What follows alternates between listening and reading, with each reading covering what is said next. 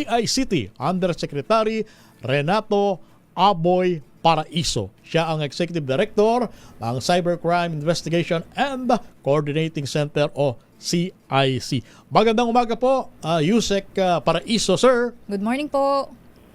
Magandang umaga po, Romel, Jackie. Maraming salamat sa pag-imbita ulit sa akin sa inyong programa. Sige po. Hindi sa pinopromote natin itong Roblox na ito, pero bilang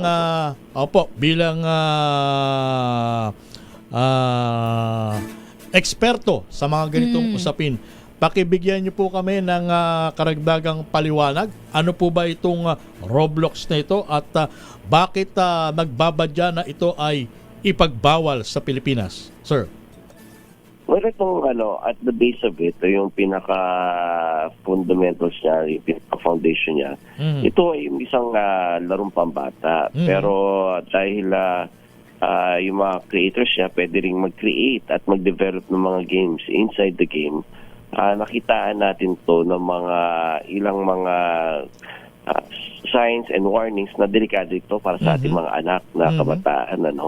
Unang-una, nagpo-promote siya ng violence kasi even yung mga bata nakakapag-access ng mga mature contents at violent contents.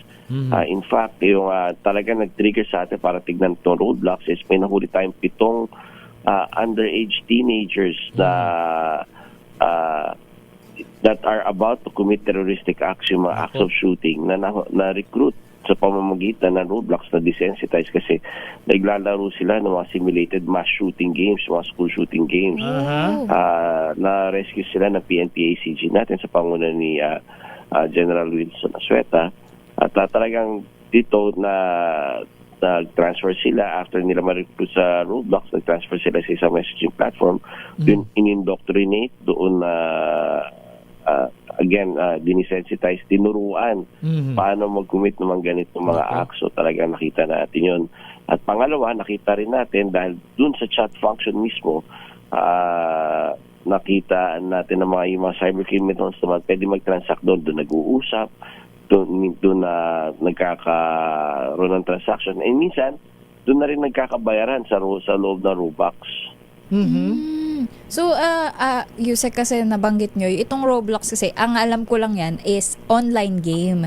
So, itong online game na to, kaya pala niyang gumawa pa ng parang sub-game kung saan doon parang kukumpol o nagsasama-sama yung mga iba't ibang tao, dapat mga bata, pero may mga matatanda din na nakakapasok dito, Yusek. Tama. Nagkakapag-develop ka ng mga sarili mong games. In fact, meron tayong community of Filipino developers here. Kung saan nababayaran sila after nila at kumikita sila pag nagde-develop at nilalaro yung mga games nila. So, yun yung nakita natin at ito, isa sa mga problema ng Roblox dito, unang-una, yung content regulation niya, wala siyang ganun yung content regulation na bawal ka mag-develop ng shooting games, bawal ka develop ng mga mature games. In fact, meron tayong proof kasi hindi iharap natin sa Roblox na we were able to register as a 7-year-old at as a 7-year-old nakakapag-access tayo at nakakapaglaro tayo ng mga mature games na may sexual content. Oo, yun kasi Yusek yung kasi ito is presented as a child's game, 'di ba? So, ano nga ba yung restrictions kasi dapat yung sa ilang mga online games, meron silang restrictions na kailangan ilagay mo yung email ng magulang mo, sila yung mag-a-approve para makapag-create ka ng account dito sa online game na ito. Ito palang Roblox, wala pong ganun. Wala. At ang age verification nila, hindi ka magpapasa ng ID. Kung meron man, optional yun. Optional lang yun. Ang talagang age verification nila, face recognition. So, face scanning lang. So, yes. Ibang bata, yung mga gusto makapag-access at saka makapaglaro ng game na yan, at saka makapag-access ng chat and features nila, at saka yung mga voice features nila, pwede lang itapat kahit kaninong adult yung camera tapos makakapag-register. Ikaw naman wala ka mong akala ko mag-FaceTime ka lang or akala mo video call ka lang. So, Yusek Paraiso, sir, sorry for my ignorance, pero totoo ba yung totoo ba yung hinala ko na itong online game platform na ito may involved din na gambling? Not necessarily, pwede ka kasi develop ng mga parang versus games yung mga pwedeng na pwede kang dahil may in-game currency siya, pwede kang mag-bet against each Pwede other. tumaya. Pero yung mga pero yung mga casino games, yung mga wala naman kami nakikitang ganung red flags. Although mas delikado yung mga red flags na nakikita natin, which is yun nga, yung sexual predation, grooming, child exploitation, mga ganun na nakikita natin. At dahil dyan sa mga tinutukoy nyo na psychological impact sa mga bata, binigyan nyo ng 15 araw na ultimatum. Tama ba, Yusek Paraiso, para matugunan itong mga, I should say, loopholes dito sa online gaming na ito? Online game platform na ito? So, noong una, Sir Romel, to be honest, nag-usap kami ni Secretary Henry, parang 30 days ang iniisip namin. In-announce namin. Tapos hindi kami pinapansin, hindi kami kinakausap. Sabi namin, total, hindi naman tayo kinakausap. Let's shorten the period to 15 days. So, shorten namin yung period, bigla naman nag-reply. Kasi ang deadline ng 15-day period na yun, April 3, Good Friday, sabi namin si Henry. Aguda ng DICT. Sakto yan, makakapagpahinga yung mga bata. Kapag lang, concentrate to sa family bonding. Nag-reply naman po na punta sila dito at ng April 7, 8, 9. So that's why binigyan namin sila ng pagkakataon. Kasi naman kami, sir, to be honest, hindi namin talaga yung pagbaban lasting na namin gusto yan. Gusto namin yung stricter regulation tsaka yung game maging safe by design.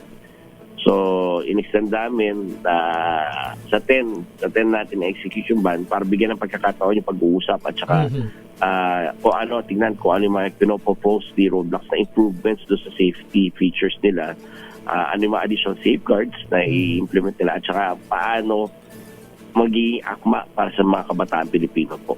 In case Yusek Paraiso na hindi mag-comply itong pamunuan ng Roblox sa itinakda niyong ultimatum, ano ang susunod na hakbang? Bibigyan pa ba sila ng another chance na magpaliwanag or what? Hindi na ho. Okay. Yung 10 na yun, i-execute na ho natin yung ban mismo, Sir Romel. So if ever po, April 10, ibaban po ang Roblox dito po sa Pilipinas? Tama po. At I understand Yusek Aboy Paraiso, itong Roblox na ito pinagbawal na sa ilang mga bansa katulad ng China, Turkey, Qatar, Oman, Algeria, Iraq at maging sa Russia. Ano po yung mga dahilan? Katulad din po ba nung nasilip ninyo, Yusek, sir? Tama ho. Tama ho. Yung sa Middle East na bansa, nakitaan nila na dahil medyo conservative yung mga ibang mga kasama natin doon, yung mga sexual content. Doon naman sa iba, yung mga ability to influence children to certain, lalo na sa China at sa Russia, the ability to influence children, talaga naman nakaka-addict at nakaka-influence yung game. So, yun yung mga dahilan. Pero ito yung medyo telling. Sa mismong bansa kung saan nakaregister ang Roblox at saka yung developers nila, kinasuhan sila ng more than 30 states na ho for child endangerment and failure to provide safety protocols and the tendency to victimize children against sexual predators po. So hindi pa ba sapat na dahilan yung mga binanggit niyo, Yusek Paraiso, para once and for all, iban din natin itong Roblox sa Pilipinas? Kami naman, we follow ho yung due process natin. We hear before we sabi nga namin, tama naman kay Sir Romel, may enough na basihan na tayo, may enough laws na tayo that are in place para makapag-institute ng ban. Lalong-lalo na itong Roblox, wala dito sa Pilipinas, so they cannot enjoy the protection of the law kasi naman hindi sila taga dito. Diba? So we have enough reason to ban them, pero kami naman sabi namin pakinggan muna natin at kami naman kasi for collaboration talaga ho kami, Sir Romel. Kung kami ang tatanungin, mas gugustuhin namin na pagpunta kayo dito, mag-set up office kayo here para madali namin kayo matawagan pag may nakita kami mali doon sa platform nyo.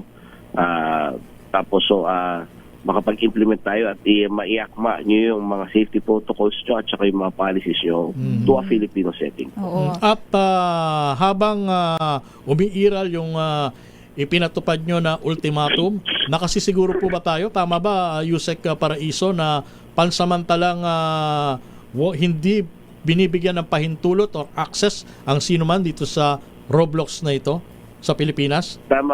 Tama po kasi even prior to this yung mga pag-uusap po natin na to, nag-meeting na ho tayo ng mga telcos, yung mga ISP providers po natin na we would be implementing nationwide ban at tinignan natin kung how effective that ban is. Baka pag dito web-based lang at inassure ho tayo ng mga telcos na pag nag-ban ho tayo, even access to the application kahit nakapag-download ka na, hindi mo na ma-access yung features ng game.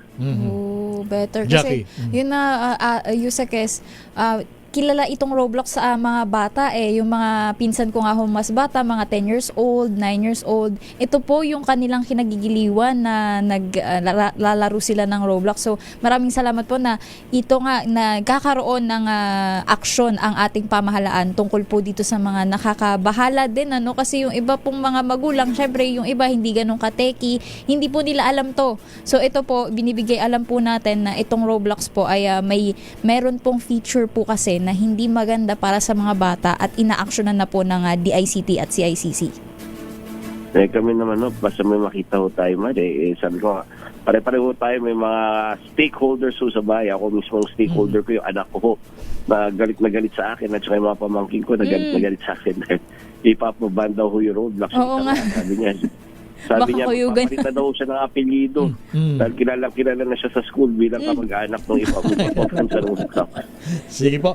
With that, maraming salamat po at marami kami natutunan sa inyo, the Yusek Renato Aboy Paraiso. Good morning, sir, and more power. Ako salamat po. Maraming salamat po. Good morning po.